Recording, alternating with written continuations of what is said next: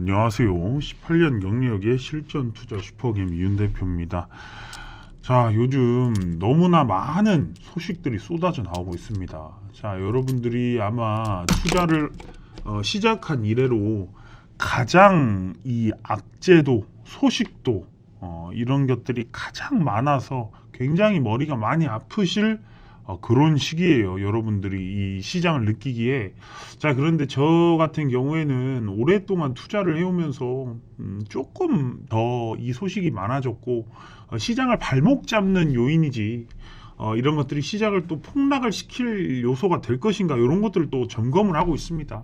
자, 그렇기 때문에 오늘 시장을 좀 볼게요. 미국 증시 같은 경우에는 하루 좀 상승이 쫙 나오더니 그대로 빼버렸어요. 하지만 우리 증시는 이틀째 지금 양봉을 기록하고 있습니다. 자, 그래서 오늘 어떤 소식들이 있는지 이런 것들을 물론 개별 종목이 중요해요. 하지만 여러분들 늘 그러잖아요. 시장이 먼저입니다. 이 시장, 글로벌 시장, 이 글로벌적인 시장의 어떤 요 시황이 더 먼저예요. 시장을 이기는 개별적인 종목은 없다. 자, 그렇지만 그 안에서 강한 종목은 존재할 수 있겠죠. 그런데 만약에 시장이 4% 5% 빠진다. 살아남을 종목 몇 개 없습니다. 이거 어쩔 수 없어요. 이 심리가 좀 많이 관여를 하기 때문에 그래요. 시장, 그 다음에 업종이에요. 그 다음에 종목입니다. 종목들도 우량한 종목이 먼저. 그리고 저 개별 중소형 종목들 이렇게 움직이겠죠. 자, 우량주가 만약에 예를 들어서 요 LG 에너지 솔루션이 안 오르는데 2차전지가 오른다? 그것도 힘들어요. 현대차가 안 오르는데 자동차 업종이 오른다? 힘들어요. 많은 종목들은 우량주가 안 오르면 더 많이 빠지는 이런 결과를 만들어냅니다. 결국은 더 큰 업종을 봐야 되고 더 큰 시장을 봐야 되고 이 글로벌 시장이 있는데 요 개별 종목은 이런 것들이 해결되면 올라갈 것은 굉장히 많아요. 부지기수로 올라요. 그런데 업종이 깨지고 시장이 깨지고 이 글로벌적인 요 이슈들이 굉장히 지금 많기 때문에 이럴 때일수록 요 글로벌 요 어떤 일들이 일어나는지 이런 것들을 분명히 봐주셔야 된다는 거고, 그런 것들을 볼 때 여러분들이 한층 더 이 주식 시장에서 이 살아남을 수 있는 그런 시기를 맞이하는 겁니다. 자, 좀 볼게요.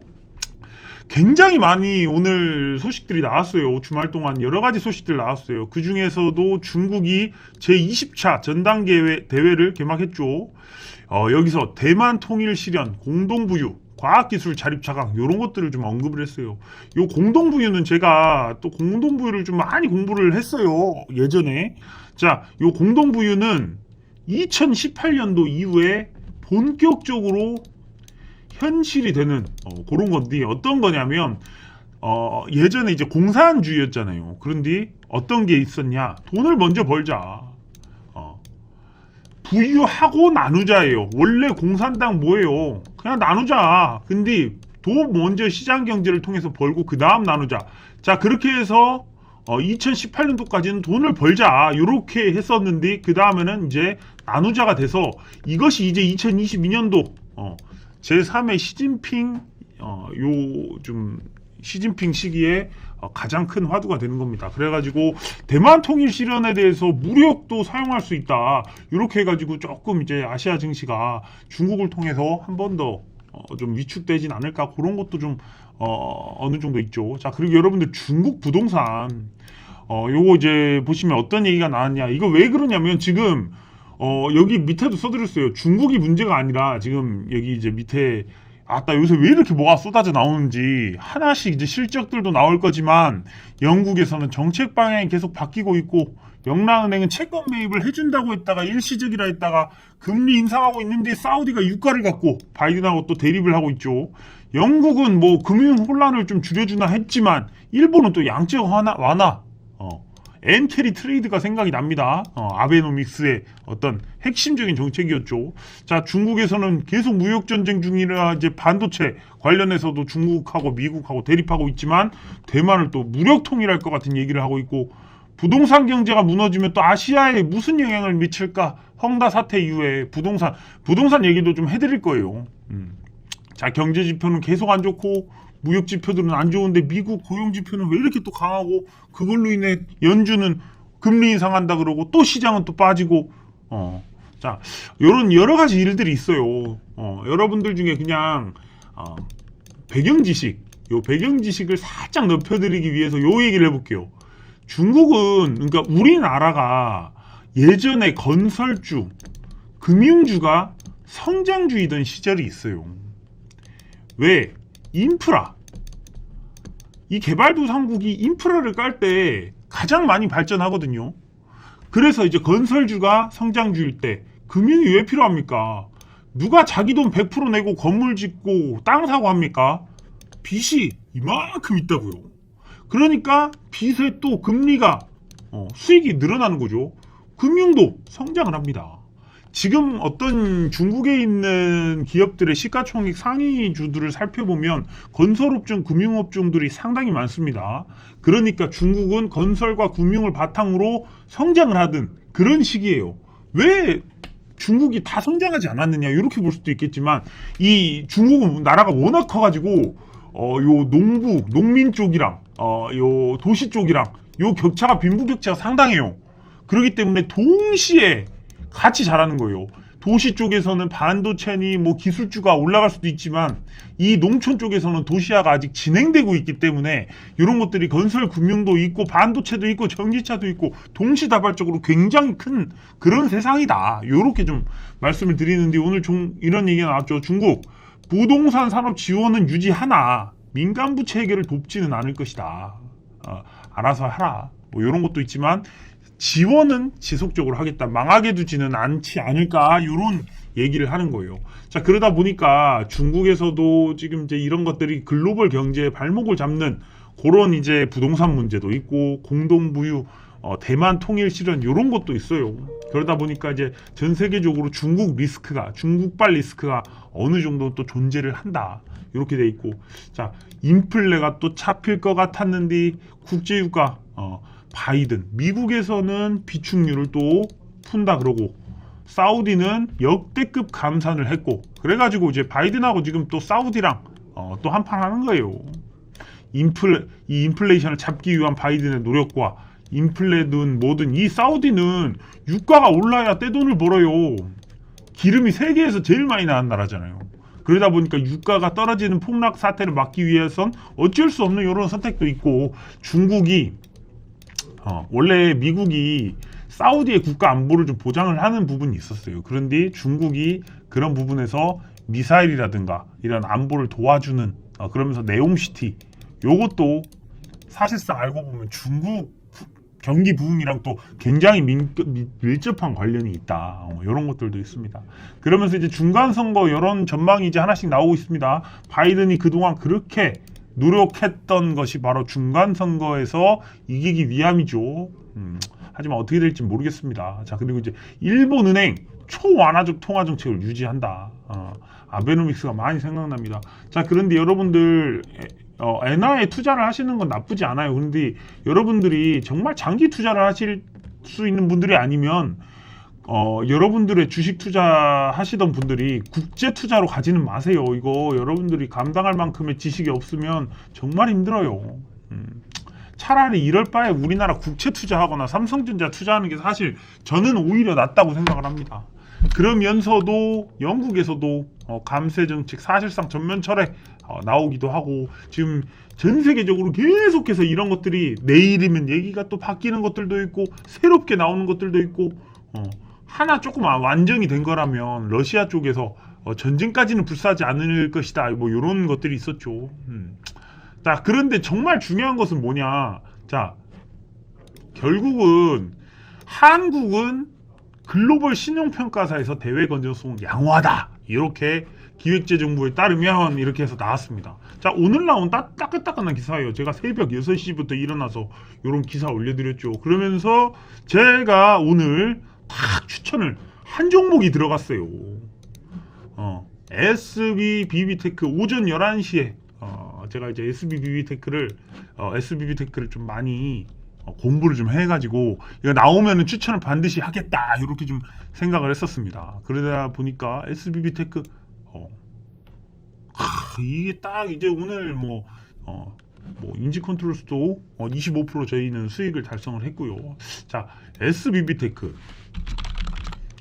감속기에 정말 오늘 여러분들 만약에 제 텔레그램 보셨던 분들은 그냥 아무 때나 매수해도 이거 상한가 갔던 그런 누구나 수익을 볼 수 있었던 그런 종목이지 않았을까. 오늘 한 종목 드리고 안 드렸어요.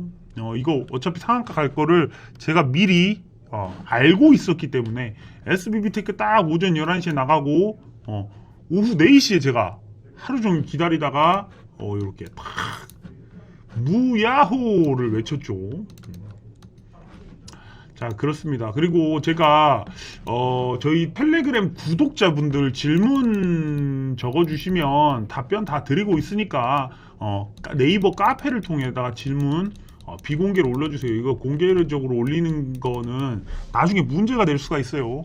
그렇기 때문에 비공개로 올려주시고 그럼 제가 답변도 드릴 테고 그러니까 카페 네이버 카페에 이제 만들어 놨으니까 여러분들 잘 이용하시고 지금 시장이 그렇습니다. 이렇게까지 많이 내려왔어요. 자, 한번 월봉 주봉 한번 볼게요. 자, 저는 그렇다고 생각을 해요. 제가 이거 저점을 이어가면 이렇게 되겠죠. 저는 그렇다고 생각을 해요. 주식이 오를 것을 기대하는 것도 있고 내릴 것을 기대하시는 분들도 있어요. 투자자들 성향이 다 다릅니다. 지금 이렇게 악재들이 많고 괜찮냐 마냐 글로벌 금융위기가 오냐 마냐 이런 갈림길에 있는 사실 상황이 여기서 더 추락을 할 수도 있고 다시 회복을 할 수도 있어요. 그런데 우리 주식 투자하시는 분들은 저는 요거를 생각했으면 좋겠어요. 주식이 오른다. 누구죠? 주식이 오른다는 신념이 없다면 주식 투자를 하시면 되겠습니까? 자, 투자라는 거 그렇잖아요. 내 자식이 잘 될 걸 예상하지 않고 믿지 않으면 어떻게 투자를 할까요? 주식 시장도 마찬가지예요. 오를 거라고 예상하지 못한다면 투자를 해서 뭐합니까? 저는 투자 성공의 기본은 오른다고 믿는 거예요. 워렌 버핏이 그러잖아요. 항상 시장은 지금까지 올라왔다. 그게 기본 전제다.